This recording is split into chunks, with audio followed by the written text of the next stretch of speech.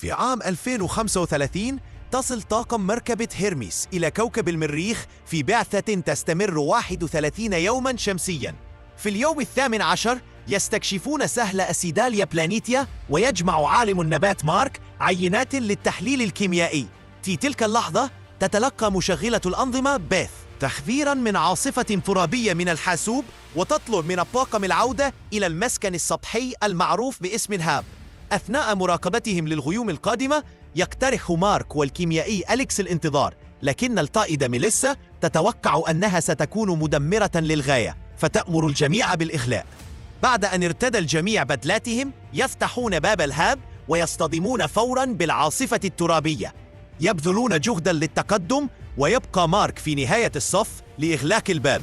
العاصفة قد تقلب مركبتهم الصاعدة للمريخ MAV، لذا يجب عليهم الإسراع، رغم أن مارك يظن أنه يمكنهم تثبيتها باستخدام الكابلات والمركبة الجوالة. فجأة تقتلع الصحن اللاقط ويطير في الهواء، فيضطر الجميع للانخفاض لتجنبه، لكن مارك لا يتحرك بسرعة كافية، فيضرب بالصحن ويقذف في الظلام.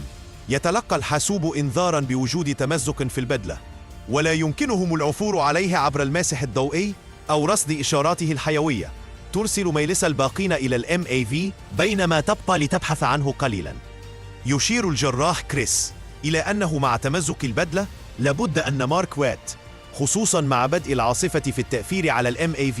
لا تملك ميليسا خياراً سوى اللحاق بطاقمها وتصدر أمر الإقلاع. تغادر المركبة سطح المريخ والطاقم ينعى صديقهم الضائع. في هذه الأثناء يظهر مدير ناسا تيدي في مؤتمر صحفي ليعلن أن الفريق عاد بدون أحد رواد الفضاء. لكن على المريخ تنتهي العاصفة، ويستيقظ مارك حين تنبهه بدلته بأن مستوى الأكسجين في خطر. قطعة معدنية مربوطة بالصحن اللاقط اخترقت بدلته، لكنها في نفس الوقت أغلقت الثقب، مما يفسر نجاته. بعد قطع السلك يندفع مارك عائدا إلى الهاب، ويزيل القضيب المعدني بألم شديد رغم بقاء جزء منه داخل جسده. يستخدم ملقطة لإخراج ذلك الجزء ثم يغلق الجرح. بعدها يسجل دخولا إلى الحاسوب ويبدأ تسجيل فيديو لتوثيق ما حدث في حال لم ينجو. وبما أن الهوائي قد تحطم، لا توجد وسيلة للتواصل مع ناسا، ولن تصل بعثة مأهولة جديدة إلا بعد 4 سنوات، وهو لا يعتقد أنه سيصمد لهذه المدة. بينما تقترب عاصفة أخرى في الخارج يقضي مارك أغلب اليوم مستريحا، لكنه يمل في النهاية. يبدأ بتنظيف الهاب وتجميع متعلقات زملائه في صناديق. مشاهدة صورهم جعلته يقرر أنه لن يموت هناك. في الصباح التالي نظم جميع الإمدادات الغذائية، بما في ذلك الطعام المخصص لعيد الشكر، والذي كان يحتوي على بعض حبات البطاطا. حينها خطرت له فكرة. بفضل تدريبه كعالم نباتات بدأ مارك العمل على إنشاء دفيئة زراعية داخل الهاب، مستخدما تربة المريخ ونفايات الحمام الخاصة بالطاقم كسماد. زرع جميع حبات البطاطا، لكنها كانت بحاجة إلى الكثير من الماء لتنمو. لحسن الحظ كان يمتلك الأدوات والقطع اللازمة لصنع جهاز يستطيع حرق الوقود الصاروخي المتبقي وتحويله إلى ماء. في المرة الأولى التي شغل فيها الجهاز اندلع حريق، مما اضطره لإعادة حساباته وتجربة العملية من جديد وهو يرتدي معدات واقية. في المحاولة الثانية نجحت العملية، وبدأ بإنتاج الماء لنفسه ولحديقته. ومع مرور الأيام واصل مارك العمل الجاد وسجل كل شيء في فيديوهات يومية. كان يعتني بالحديقة ويقوم بصيانة الألواح الشمسية في الخارج. في اليوم 54 شعر بسعادة غامرة عندما لاحظ أن النباتات بدأت تنمو بالفعل. على الأرض أخبر مدير بعثات المريخ فينسنت المدير تيدي أنه ينبغي عليهم بدء التحضير لمهمة جديدة بدلاً من الانتظار 4 سنوات، لأن المهمة السابقة لم تستكمل. لكن تيدي رفض، قائلاً إنه لو أرسلوا مركبة آناً فسينتهي بهم الأمر بعرض جثة مارك على العامة، وهذا لن يلقى ترحيباً. غير أن فينسنت أشار إلى أنه يمكن استخدام ذلك لصالحهم إذا تم تقديم المهمة على أنها محاولة لاسترجاع الجثمان من أجل العائلة. بعد دقائق في مركز الفضاء بتكساس تلقت إحدى المشغلات رسالة من فينسنت يطلب فيها التحقق من إحداثيات معينة على المريخ. استخدمت القمر الصناعي لفحص المنطقة وذهلت عندما لاحظت تغييرات في الهاب. وبعد اتصال طارئ أسرع تيدي وفينسنت ومديرة الإعلام آني إلى مركز الفضاء لرؤية الأمر بأعينهم. استنتجوا أن مارك لا يزال على قيد الحياة، وبدأوا في الجدال حول كيفية التصرف، إذ لن يتقبل الرأي العام بسهولة أنهم تركوا رائد فضاء خلفهم، كما أن طاقم هيرميسي سيشعر بالذنب الشديد. كان تيدي يعتقد أن مارك لن ينجو دون طعام، بينما عبر فينسنت عن قلقه على الحالة النفسية لمارك الذي لا بد أنه يعتقد أنه قد تخلى عنه زملاؤه في الفريق. في اليوم التالي ظهر تيدي في مؤتمر صحفي آخر ليعلن أن مارك على قيد الحياة، لكنه لم يستطع الإجابة عن أي أسئلة لأنه لا يملك معلومات كافية. لم يتم إبلاغ طاقم هيرميس بهذا الخبر بعد. في اليوم 70 استنتج مارك إنه بحاجة للتخطيط على المدى البعيد، فالطاقم القادم سيهبط على بعد 3200 كيلومتر من مسكنه، لذا سيحتاج إلى وسيلة للوصول إليهم. المشكلة الأولى كانت أن العربة الجوالة الوحيدة القابلة للعمل لا تستطيع قطع أكثر من 35 كيلومتراً قبل أن تحتاج إلى إعادة شحن. أما المشكلة الثانية فهي أن الرحلة ستستغرق 50 يوماً، وسيضطر للعيش في المركبة بحد أدنى من وسائل البقاء. من خلال استخدام قطع من العربة الثانية التي دمرتها العاصفة، تمكن مارك من مضاعفة عمر البطارية للعربة الصالحة للعمل. قام بتجربة قيادة في الليل ولاحظ كم كان الجو بارداً، لكن تشغيل المدفأة سيستهلك الكثير من الطاقة. عندما عاد إلى الهاب قرر أنه مضطر لاستخراج مولد الطاقة الحرارية النووية، وهي مهمة خطيرة لأنه مليء بالبلوتونيوم، لكنه تمكن من ذلك بحذر وربطه بالعربة. على الأرض ظهر فينسنت في مؤتمر صحفي لشرح نشاط مارك، إذ أصبحت صور الأقمار الصناعية علنية، وأوضح أن مارك على الأرجح يحاول الوصول إلى موقع الهبوط القادم، لكن لو كانت ناسا قادرة على التواصل معه لنصحته بالانتظار حتى يتم إنقاذه. بعد المؤتمر وبخ تيدي فينسنت لأنه تحدث أمام الإعلام دون يقين بإمكانية تنفيذ عملية إنقاذ، وأعرب عن رغبته في إرسال مركبة إمدادات إلى المريخ، فأخبروه أن بناءها وإطلاقها سيستغرق 9 أشهر. أمرهم تيدي بالعمل بساعات إضافية وإنهائها خلال 3 أشهر فقط. مدير الرحلات ميتش أصر على ضرورة إبلاغ طاقم هيرميس بالأمر، لكن تيدي رفض ذلك إلى أن يتأكدوا من وجود خطة إنقاذ حقيقية. في اليوم 79 نجح مارك أخيراً في حصاد بعض البطاطا من حديقته. أعاد زراعة الصغيرة منها واحتفظ بالكبيرة لتكون مصدراً لغذائه، ثم نظر إلى الخريطة محاولاً التفكير في طريقة لحل مشكلة الاتصال، وأخيراً خطرت له فكرة. قاد مارك العربة الجوالة في اتجاه بدا غريباً، مما حير فينسنت في البداية، لكنه سرعان ما أدرك أين يتجه عندما راجع الخريطة. كان متوجها نحو مسبار باثفايندر الذي توقف عن العمل عام 1997. بدأ مارك بالحفر في الرمال حتى أخرجه، ثم نقله إلى الهاب وبدأ بمحاولات إصلاحه. في نفس الوقت أسرع فينسنت إلى فريق المهندسين وأحضر نسخة طبق الأصل من باثفايندر لبرمجتها على التواصل. وبعد جهود حثيثة نجح الفريقان في جعل النسختين تتواصلان، وتلقت الأرض أولى الصور من المريخ. سارع مارك بوضع لافتة كتب عليها "هل ترونني?" ولافتتين إضافيتين تحملان كلمتي "نعم" و"لا". حرك فريق ناسا الكاميرا لتشير إلى "نعم", فاحتفل مارك، لكنه الآن بحاجة لطريقة للتواصل في مواضيع علمية معقدة باستخدام كاميرا ولافتات فقط.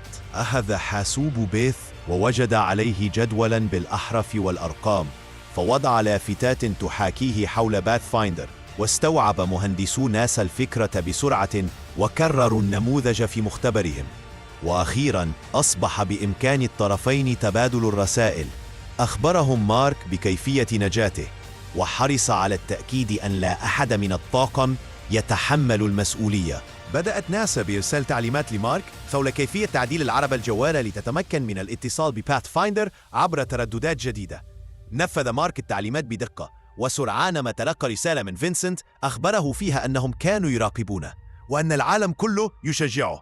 وعده بأنهم يعملون على خطة إنقاذ وسيرسلون بعثة إمدادات لإبقائه حياً. عندما سأل مارك عن طاقمه، اضطر فينسنت لإخباره أنهم لم يبلغوهم بعد بأنه لا يزال حياً، لأنهم بحاجة إلى تركيزهم في رحلة العودة. لم يعجب مارك هذا القرار، وبدأ بإرسال سيل من الشتائم مما أفسد البث العالمي. اضطر تيدي للتحدث مع المسؤولين ليقنعهم أن رد فعل مارك كان نتيجة الضغط النفسي، لكن ميتش قرر أن يتصرف من وراء ظهر فينسنت وأرسل رسالة إلى الطاقم. بعد مرور 4 أشهر على مغادرتهم للمريخ، فوجئ الطاقم بوجود رسالة فيديو موجهة إليهم جميعاً. اجتمعوا حول الشاشة وشاهدوا الفيديو الذي أسقط عليهم المفاجأة الكبرى: مارك حي. كما هو متوقع، شعر الجميع بالذنب لتركه خلفهم. في اليوم 128 تحدث مارك في مذكراته المصورة عن كيف أن ناسا بدأت تطلب تحديثات على كل شيء حتى أدق التفاصيل، والآن يريدون منه أن يدير مزرعته وكأنه لا يعرف ما يفعل. كما تلقى العديد من الرسائل، من بينها رسالة من رئيس الولايات المتحدة وأخرى من جامعته. قالوا له إنه بمجرد زراعته للمحاصيل في مكان ما فهو يكون بذلك قد استعمره رسميا. فصرح مارك مبتسما: لقد استعمرت المريخ. خلال الإرسال التالي طلبت ناسا من مارك أن يلتقط صورة له، لكنه حاول أن يجعلها مضحكة بدلا من التقاط صورة رسمية تليق بالإعلام، ما أغضب آني مديرة الإعلام التي رأت أن الصورة غير مناسبة، لكن تيدي أمرها بنشرها مع إعلان عن إرسال بعثة إمدادات في غضون 9 أشهر. الطعام المتبقي عند مارك يجب أن يكفيه حتى ذلك الحين، لكن تيدي ما زال قلقا من أن يحصل خطأ ما. في إحدى الليالي، وبعد أن أنهى مارك بعض أعمال الصيانة بالخارج، عاد إلى الهاب، لكن خللا مفاجئا في الضغط أحدث ثقبا في الجدار. حدث انفجار صغير، وطارت غرفة الضغط وراحت تتدحرج حتى اصطدمت بشيء ما. نجا مارك من الحادث، لكن بدلته كانت قد تضررت وبدأ يفقد الأكسجين. استخدم شريطا لاصقا لسد الثقوب في بدلته، وأعاد إغلاقها في اللحظة المناسبة. عاد إلى الهاب ليجد أن الانفجار قد أحرق مزرعته بالكامل.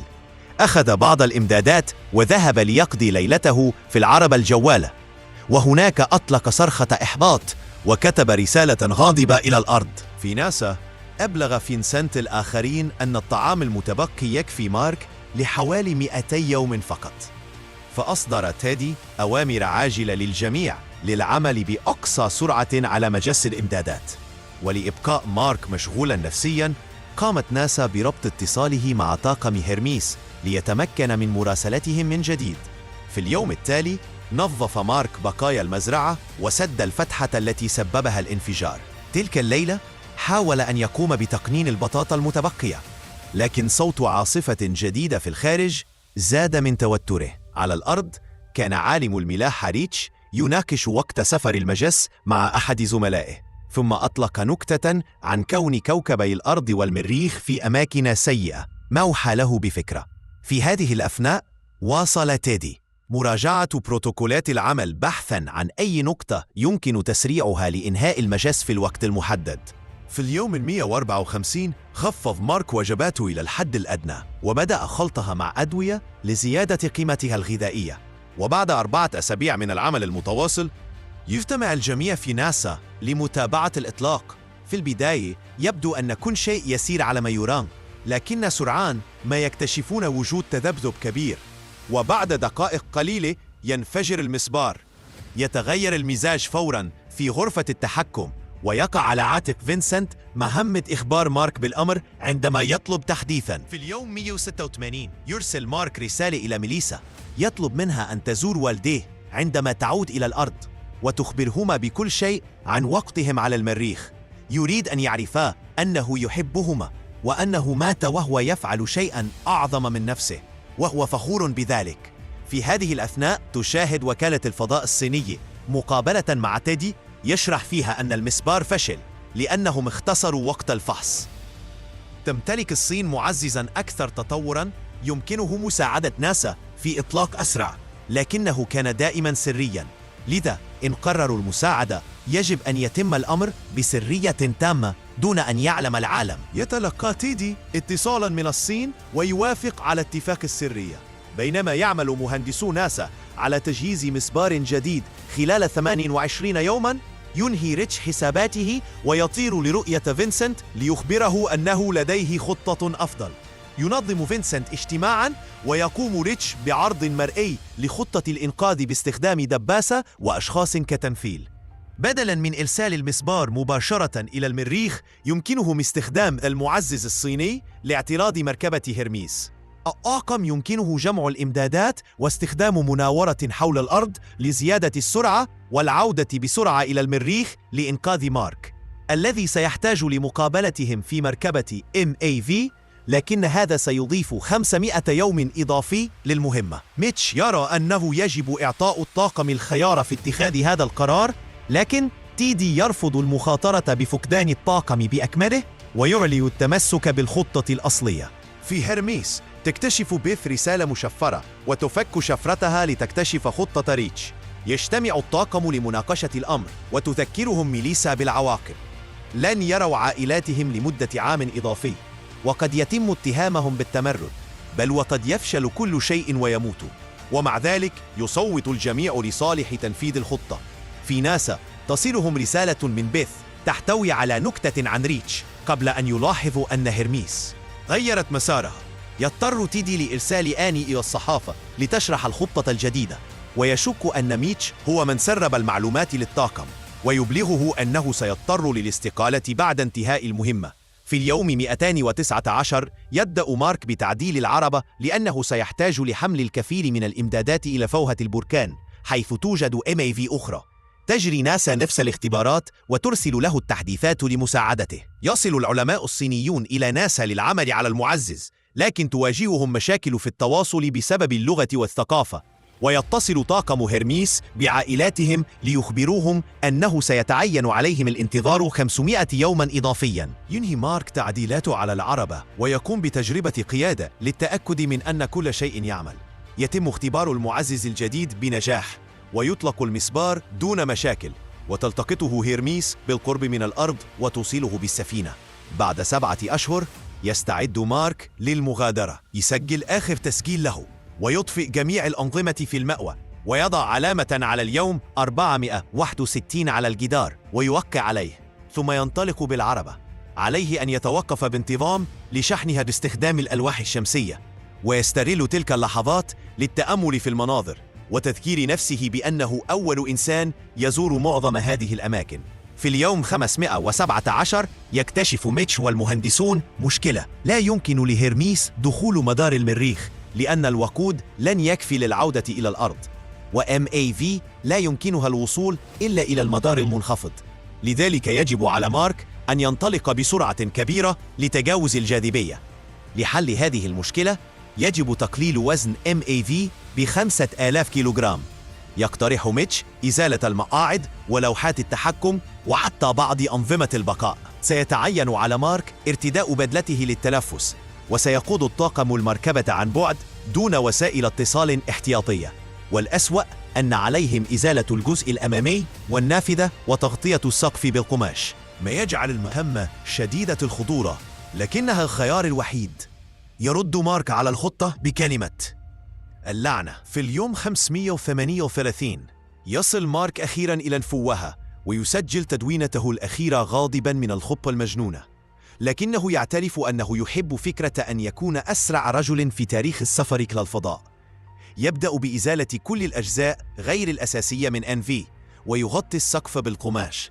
في اليوم 560 تراجع ميليسا خطة الإنقاذ وتوزع الأدوار على الطاقم لضمان سير كل شيء، وهم مستعدون للقفز من هيرميس إذا لزم الأمر لإنقاذ صديقهم. في اليوم التالي يأكل مارك آخر وجبة لديه ويترك ملاحظة لمن يعثر على العربة في المستقبل، يطلب فيها العناية بها لأنها أنقذت حياته. على الأرض يجتمع الناس خارج مبنى ناسا وفي شوارع المدن الكبيرة حول العالم لمتابعة عملية الإنقاذ. يحلق مارك لحيته ويقص شعره ويرتدي بدلته أخيرا ويصعد إلى MV. والآن بعد أن أصبحت هيرميس قريبا بما فيه الكفاية يمكنهم التحدث معه عبر الاتصالات المباشرة، فيبكي وهو يشكرهم على عودتهم. تقوم ميليسا بالعد التنازلي وتقلع NV بدون مشاكل، لكن بعد دقائق يتمزق القماش ويتغير الضغط داخل المقصورة، فيشعر مارك بالدوار ويهيب عن الوعي. تغلق هيرميس المحرك وتكتشف أن الوقود انتهى، والمركبة أبعد مما كان مخططا له. يمكنه استخدام بعض الوقود الاحتياطي، لكنه سيجعل السرعة عالية جدا للاعتراض. يستفيق مارك ويقترح خطة: أن يثقب بدلته ويستخدم الهواء المتسرب كدافع للاقتراب من هيرميس. رغم أن الخطة خطيرة، تلهم ميليسا بفكرة مشابهة: تفجير مخرج هواء للسفينة للحصول على دفع كاف. تطلب من أليكس صنع قنبلة باستخدام مكونات من السفينة، فيصنع قنبلة أقوى من الديناميت. يعد كيس التفجير، وتكشف الحسابات أن هناك فرقا بسيطا في المسافة، فتعلن ميليسا أنها ستخرج في الفضاء بنفسها. تنفجر القنبلة وتقترب هيرميس من MAV لأقصى حد، لكن الحبل ليس طويلا بما يكفي، فينفذ مارك فكرته بثقب بدلته ويتحرك بسرعة نحو هيرميس. يصعب عليه التحكم بنفسه، لكنه يتمكن من مغادرة MAV، وبمساعدة الحسابات من الطاقم تصل ميليسا وتكاد تمسك بيده، لكنهما يفشلان. لحسن الحظ يتمكن مارك من الإمساك بالحبل، وتبدأ ميليسا بسحبه حتى يتمكنا أخيرا من الاجتماع. يسحبهم الطاقم وتبلغ ناسا بأن المهمة نجحت، ويحتفل العالم كله. بعد تعافيه يصبح مارك مدرب بقاء لرواد الفضاء، وبعد 3 سنوات يتم إطلاق مهمة جديدة إلى المريخ بنجاح.